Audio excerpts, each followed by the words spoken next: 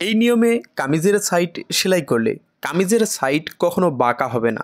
চলুন তাহলে দেখে নেওয়া যাক। এর মাপ অনুযায়ী সাইড সেলাই করে নেওয়ার পর নিচের ঘেরটা আমরা যতটুকু পরিমাণ সেলাইয়ের কাপড় রেখেছিলাম স্কেল দিয়ে এই নিয়মে টেনে টেনে সোজা করে মার্জিন দিয়ে নিতে হবে।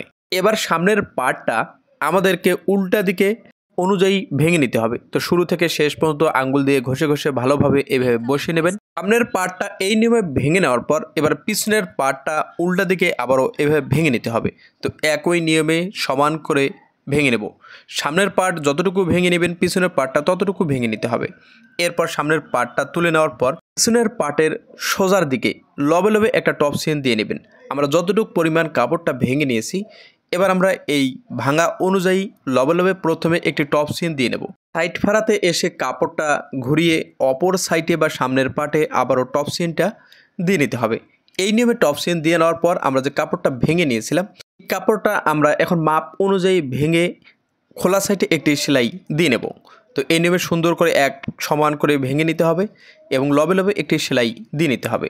তো এই সেলাইটা দেওয়ার সময় নিচের কাপড়টা হালকা টান রাখবেন আর উপরের কাপড়টা লুজ রাখবেন এবং সাইড ফাড়া থেকে আধা ইঞ্চি উপরে এসে সুই গাড়িয়ে কাপড়টা ঘুরিয়ে নিতে হবে এবং অপর সাইডটা একই নিয়মে সেলাই করে নিতে হবে। ভিডিওটি আপনার উপকারে আসলে বেশি বেশি শেয়ার করুন। ধন্যবাদ।